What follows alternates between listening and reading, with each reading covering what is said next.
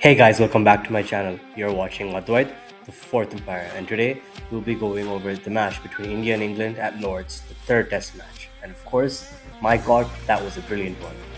At the end of the day, the fans were not been that happy that India did end up losing the match, but I think with what we've seen throughout the match, we definitely have to be happy with the way test cricket's going and moving forward, that we're getting the beauty of the sport back into its rhythm. So of course, England opted to bat first, and they were really conscious of the decision, and hence made a great one. And of course, they chose to bat first and put up a total of 387. So the mistakes India particularly made in this innings was, after a decent bowling effort, only letting Joe Root get the maximum of runs, they let the England tail slip away, and the tail was able to culminate a good amount of runs. Ideally, India should have bowled out England for 350 or around 360 runs itself, and that would have been better for them. But 387 nonetheless was the final score by England, and they weren't really pleased with that, nor were they bothered by that particularly. Hence, when it came to their innings, right, of course, KL Rahul was a standout batter, getting his second 100 at the Lord's Test ground. So of course, this is something special for him, and he's trying to fancy his chances in a ground like the Lord's. Make a statement there, and getting his 100 on such a venue means something special. And of course, with the sort of assistance from Ravindra Jadeja and Rishabh Pant, India were also able to match the score of 387. So another mistake here which we could identify is that India did have a really good start with the bat, with the likes of KL Rahul and Rishabh Pant going up the ranks. We expected they could go for a score of around 400 or 420, but ideally that's not what they could make. We wish they could make higher, but at the end of the day, tying the first inning score is never a bad option. It's like starting the match fresh, all evens and all squares are tied up. With England, with the second innings, there was obviously a collapse from 150 to 190, and they did get all out within a 190 odd score. That could happen for many reasons. Look, yes, we have to applaud the Indian bowling.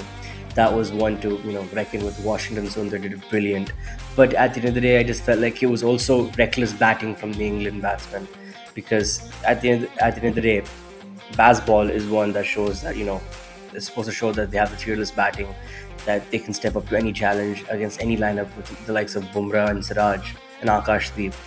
But Bazball didn't prove the best of solutions for them on that particular day, and hence they got all out for 195. Reckless shots from the likes of Joe Root and Harry Brook, which did not, make the best of situations and scenarios for England. And India, at the end of the day, should have capitalized on the low score as a target of 195 with unlimited overs as well. They had the end of day 4, they had the start of day 5 as well, and they had the whole amount of time for them to, get the runs they required. And at the end of the day, yes, bowling conditions did become better for a team like England on day 5, but India still had the batting power, it still had the brilliance to achieve that target. Look, India did maybe not do the best in terms of what their skill required and their luck was there, but you still have to laud the England bowling. I feel like the bowling run by Ben Stokes, his smartness, I think the way he's captained his team around into trying to win a game from only giving a target of 195 is definitely something brilliant to see, because I feel like the bowling was spectacular from England. And India's, yes, there could have been some reckless, some impartial batting here, but I feel like at the end of the day, there was nothing they could have done. The fight towards the end from India was definitely amazing, because at a position where you thought for sure England were going to win, India's out of the game, they stood a fighting chance. Ravindra Jadeja, the warrior, the knight in armor, stood there bright and made sure that India do not lose this match, and made sure that India could stay to see the end of the light. But unfortunately, that could not happen. We should also applaud the likes of Jasprit Bumrah facing 50 odd balls, and also Mohammad Siraj as well. If it wasn't for them, this match would have been way over before it even, before they could at least reach that 170 mark. Of course, it's heartbreaking at the end of the day, India losing by only 22 runs, and England taking victory at Lord's once again at a magnificent ground. To applaud the other batsmen from England, of course, you have to applaud Joe Root for his first innings magnificent 100.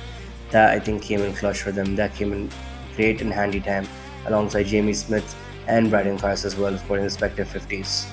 So that's it for this analysis, and of course, series is now 2-1 towards England, and there's a lot more to look out for. If you guys enjoyed this video, please like and subscribe. Don't forget to share this video with everyone else, and I'll see you all in the next one.